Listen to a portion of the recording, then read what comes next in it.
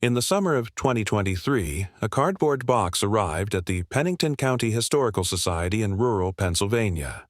The box was dusty, tied with twine, and smelled faintly of old paper. Inside were photographs, letters, and a single glass plate negative wrapped in yellowed newspaper.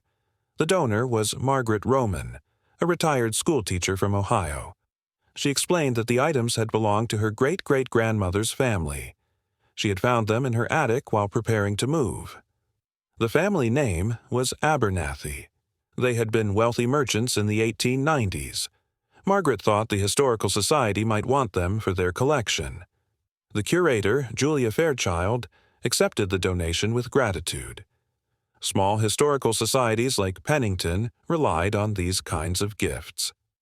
Julia unwrapped the glass plate carefully. It was cold and heavy in her hands. The emulsion side was slightly fogged, but she could make out the shapes of people. A family portrait. The date was written on the newspaper, 1899. Julia decided the photograph deserved restoration. She wanted to include it in an upcoming exhibit on Victorian life.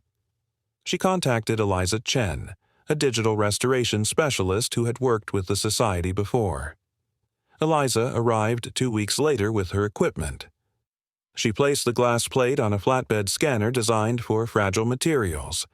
The scanner captured every detail at high resolution. Eliza then transferred the file to her computer. She used software to remove scratches, dust, and the degradation that came from over a century of storage. The process took hours. When she was finished, the image was sharp and clear. Eliza could see every face, every fold in the clothing, every shadow in the room. The photograph showed 5 people. A man and a woman sat in the center. 3 children stood around them. The man wore a dark suit with a high collar. The woman wore a black dress with lace trim. Her hair was pulled back tightly. The children were dressed formally. 2 girls stood on either side. A young boy sat in a chair in front of the parents. Eliza studied the boy first. Something about him seemed wrong. The boy's eyes were flat. They did not reflect light the way the other family members' eyes did. His posture was stiff, but not in the way a living child would sit stiffly for a long exposure. His hands rested too perfectly on his lap. Eliza had seen this before.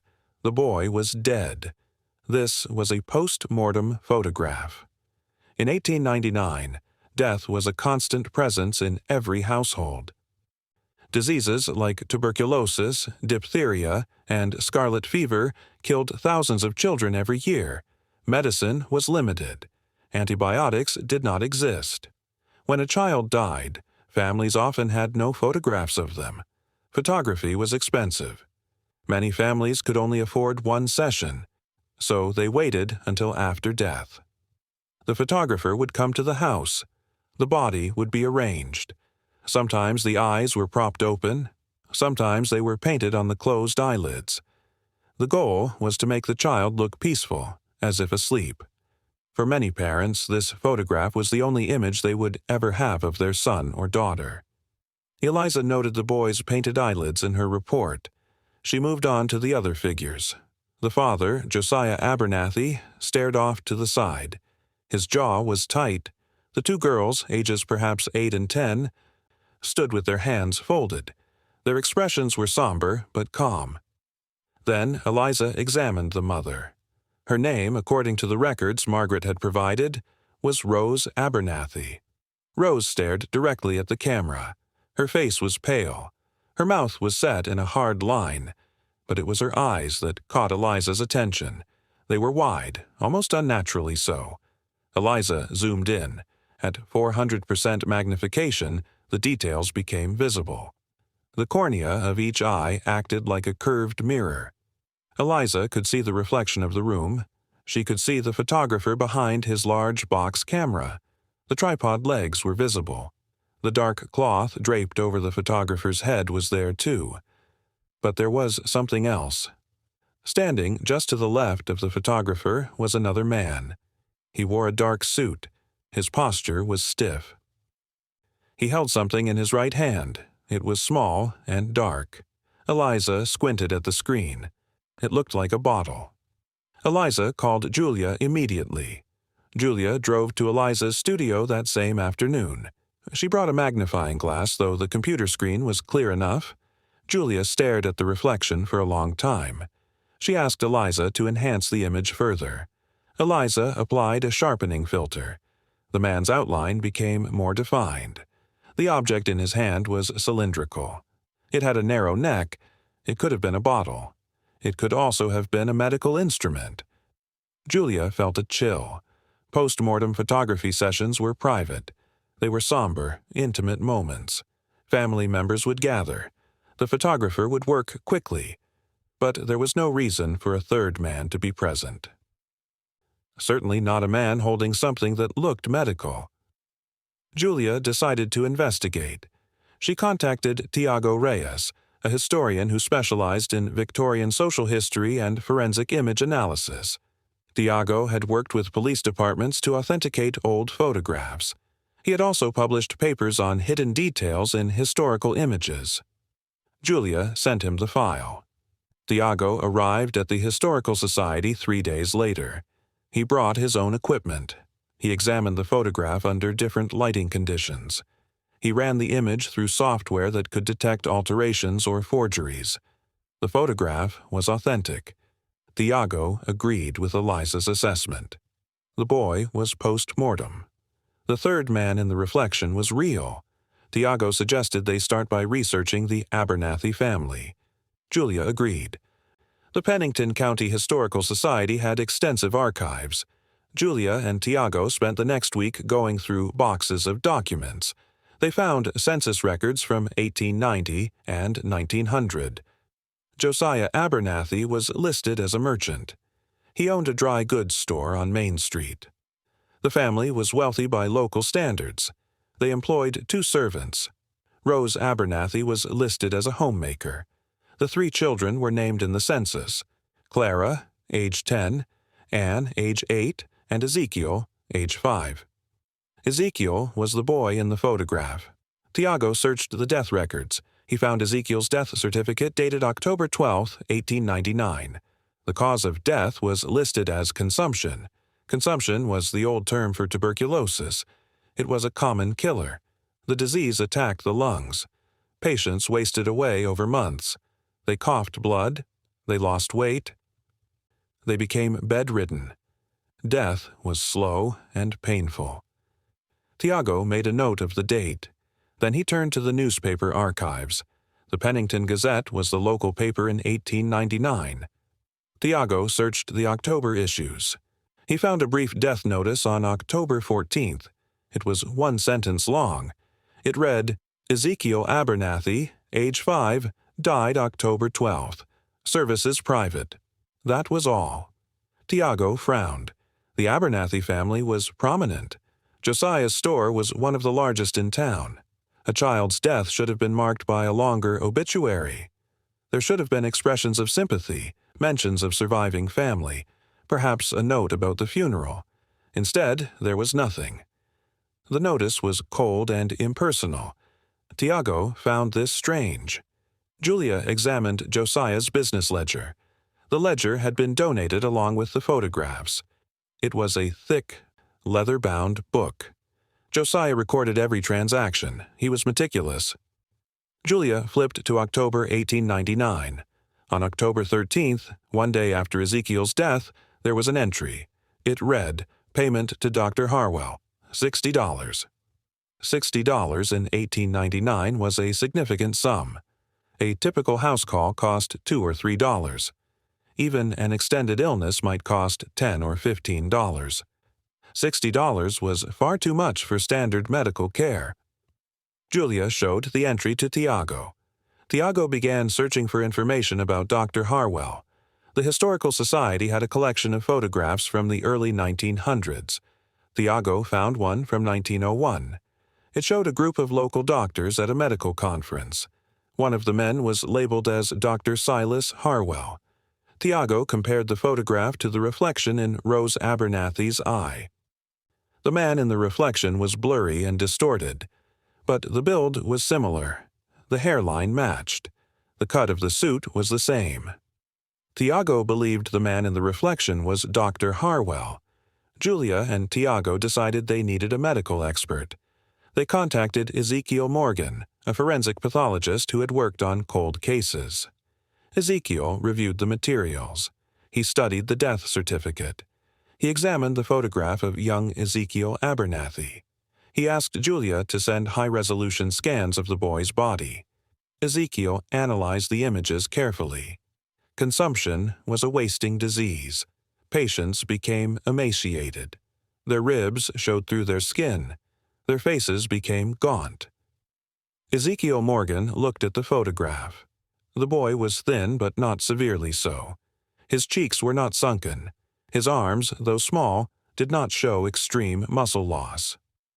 If the boy had died from terminal tuberculosis, he should have looked more skeletal. Ezekiel Morgan found this inconsistent. Tiago asked Ezekiel to examine the object in Dr. Harwell's hand.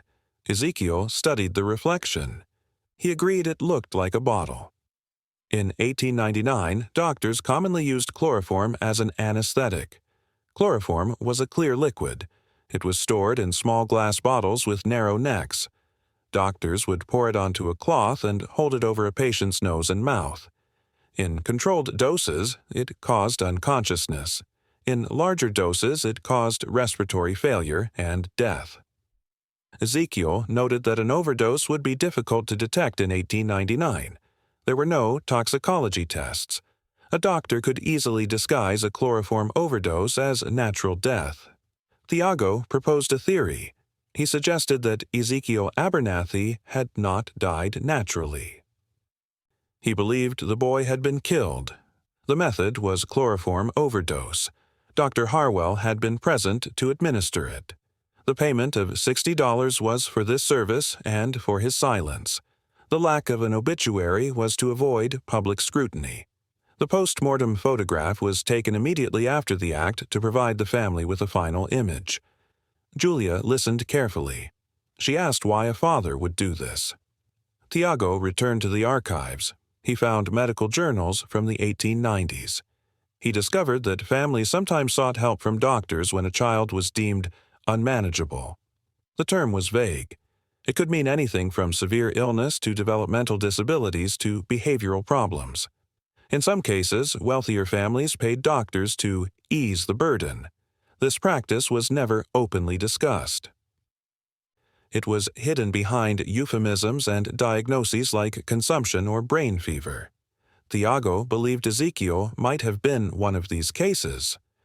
Julia decided to search for living descendants. Margaret Roman had donated the materials, but she knew little about the family history. Julia contacted genealogical societies. She posted inquiries online. 3 months later, she received a response. A woman named Dorothy Keene claimed to be a descendant of Rose Abernathy's sister. Dorothy lived in Vermont. She was 87 years old. Julia and Tiago drove to Vermont to meet her. Dorothy lived in a small cottage surrounded by pine trees. She welcomed them inside. She served tea and cookies. Julia explained the investigation. Dorothy listened quietly. When Julia finished, Dorothy nodded. She said she had heard stories. Her grandmother had told her that Rose Abernathy had been a broken woman after her son's death. The family had whispered about it. They said Ezekiel had been difficult. He had fits. He did not speak properly. He cried constantly. Josiah had been ashamed. He worried about the family's reputation. Dorothy's grandmother said Josiah had made a terrible decision. Dorothy went to her bedroom. She returned with a wooden box. Inside was a letter.